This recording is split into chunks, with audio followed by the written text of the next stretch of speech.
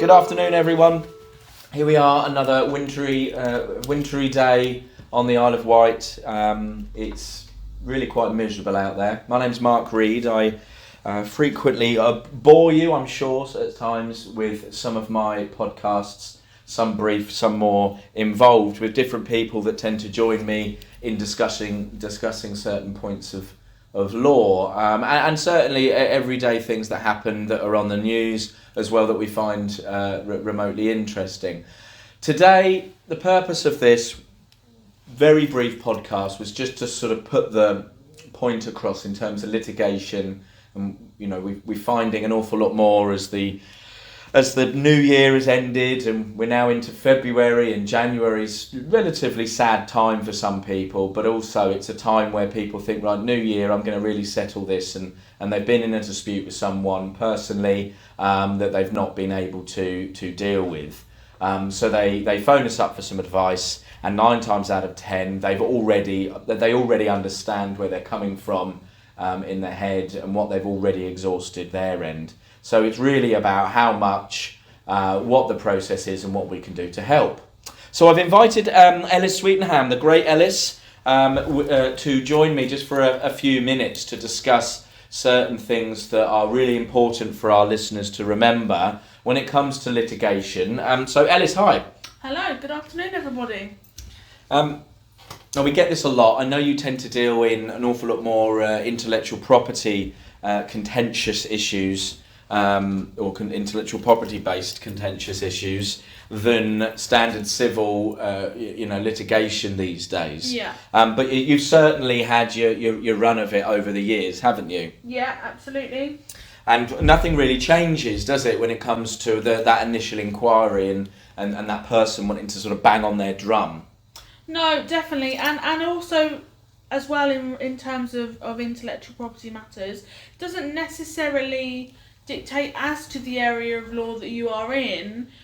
Most people, if they are in some type of dispute, they are aggrieved in some way. So their initial reaction is to take it miles down the road, go all the way, want to absolutely batter the other person. Yeah. That's their initial reaction. Yeah, and it is. And then you start getting the day in court scenario or the television and wanting to, really go to town on this person. But I mean, not only do we not advise it, it's not actually what the court expects of the parties to immediately, go down that route. And it should really be a last resort.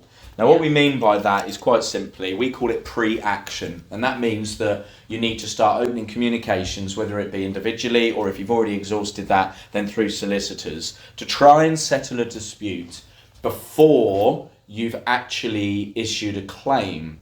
Okay, so you've not commenced proceedings yet, hence why we call it pre-action. But it's a line of correspondence that's really crucial to trying to get things dealt with between the parties, either through solicitors or individually. And you have to set out very detailed descriptions as to what your issues are. You have to set out in a lot of detail the law that you're going to be applying and what actually remedies you're expecting from that person or company. And it's really important to remember that if you fail in the first instance to do that, then you're already off on a very bad footing, certainly if you do or you are forced to issue proceedings, because what will happen is the other side, as we would say, would then immediately start drawing to the attention of the court certain lines of correspondence that have been made that they feel was not in accordance with the court's expectations. Yeah. In terms of the court, essentially, they are extremely busy, and anything you take to the court costs a lot of money. So they will want to be able to see that you've taken all the steps you can to make sure you're not wasting that time and wasting that money and not bringing something to their attention that essentially is not worth the position on their desk, if that makes sense. Yeah. It should just be dealt with between the parties before the court even needs to intervene. Now, that point there is so crucial, I'm going to repeat it again. The overriding objective from the court's perspective is that the issuing of proceedings must be the last resort, not the first resort. There are alternatives.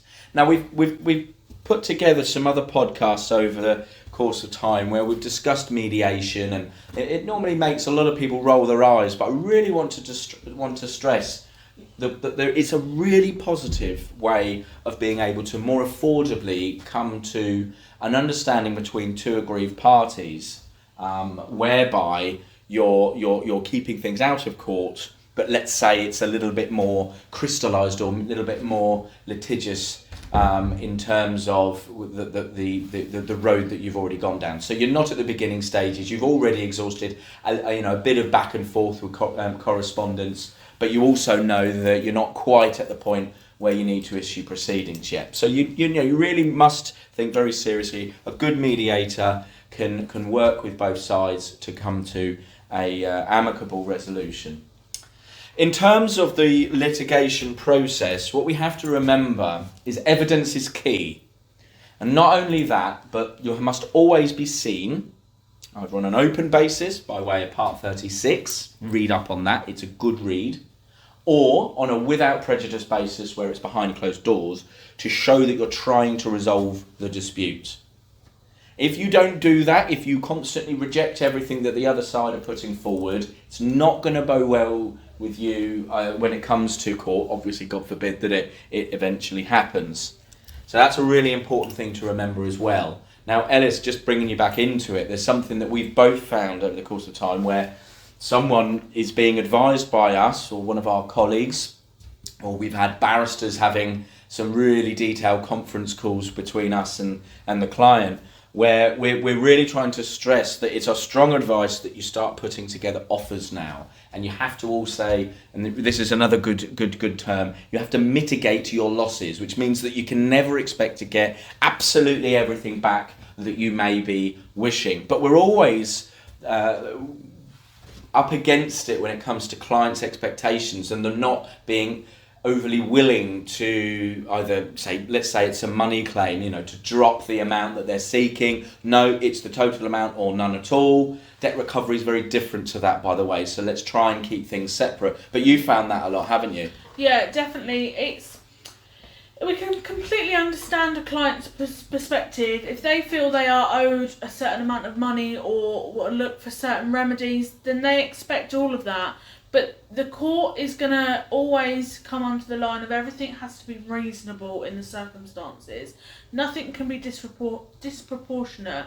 And also, in terms of remedies, what a client may want may not be something that the court can give them. So, while initially their immediate thought process is, I want to go to the court and get the court to issue me an apology, that may actually not be something that a court can order to do. That's when mediation and other alternative dispute resolutions come in to not only reduce those costs and those times and resolve the matter for you quickly, but potentially give you additional options that you may not have if you went to court. So it's not a compromise in the negative sense. It's not a cop-out. It's never... It's also, looking at the bigger picture as well, because, if you end up spending all of this money and time and stress going down, the court route, and you're really getting into it, and it's suddenly 12 months, 24 months down the line, if you can try and resolve this, but it might mean that you take a little bit less at the time, but it's proportionate in the circumstances, it might do you better in the long run. It saves an awful lot of stress, and of course all of that cost that you've got to stomach until the end of proceedings, when you're then going to start to, you're going to be seeking your costs back. Never assume you're going to get 100% of your costs back. That's really crucial to remember. It's never a given, okay? Nothing is guaranteed. And even if you win, you've got to start looking at unreasonable behaviour, or the potential unreasonable behaviour that the other side have been, how they've been conducting themselves throughout proceedings before you actually, are able to recover a high percentage of your costs that you've paid out. Now, I mentioned a moment ago about evidence. Now, it's really important that even before you've picked up the phone and you've sought our advice, and you've wished for a meeting or having a telephone conference with us, that you've made sure that you have got all your ducks in order. There is no point in a half-hearted effort, okay? You either really want to make sure that you're dealing with this promptly, and smoothly, Okay, but you need to get all of your evidence in order. And now that of course, the world's your oyster there. There has to be relevant to proceedings. There has to be something you can point towards and say that this particular, point of evidence is so crucial. It is a material point in proceedings. Now, how many times, Ellis, have we said this to clients? They've gone away and then it's taken them a month, maybe even 2 months, to be able to get all of their evidence together. That not quite the ship has sailed, but the sting has been taken out because so much time has lapsed between when you need to sort of strike when the iron's hot and actually continue on that journey. But we've had it so many time and time again, haven't we? Yeah. Where the evidence isn't there. Get the evidence together. Make sure that you're able to point. You're telling a story, certainly within the pre-action correspondence stage, and possibly a letter of claim is drafted and sent to the other side, and you need to be able to point to the evidence and say, look, we're relying on these things here. Obviously, more evidence will be accumulated over the course of time, but for now, look, we're able to point at this exhibit, that exhibit, that exhibit. Please, you need to provide us with your answers to that. Yeah, we want to be able to hit the ground running. As soon as you come to us, we want to be able to try and resolve the matter, or at least provide a bit of comfort or a bit of kind of progress with the matter as soon as possible. And without that evidence, you can't paint the picture to us for us to then paint the picture forward with the legal side of things. So the evidence is very important. It's key, and the court will expect it again. Keep having to come back to the court if it gets to a point where you've exhausted all pre-action correspondence. You then need to issue proceedings. Now, you won't want to do that. I'd like to think you want to try and resolve it, but if you have no other option, you need to be able to do it. Well, that point there, you've already got everything in order. It makes it a much smoother journey. You're able to literally pull it all together within the statement of case, and then the court's going to find you to be really organised, really being really reasonable, because you've already provided this beforehand, and then it helps the court itself go through the journey with you and hopefully help. Now, that actually brings us on to the next stage of this podcast, but I'd like to split it into 2 parts, okay? Because the next stage is, what if you have no other option? You've exhausted all pre-action correspondence. It's now time to issue proceedings. So join us again. Keep an eye out for the next podcast that's going to come through. It's then going to start dealing with all of that side of things. Okay, Ellis, have you got anything more to say? No, I think we've given people a good indication as to what they should expect. And listen on for future Absolutely. podcasts. So thanks very much. If you do wish to get in touch at this stage, email info@laudit.co.uk or give us a call on 02380 235 979. Take care for now, and join us again when we'll then speak more about issuing proceedings. Bye-bye.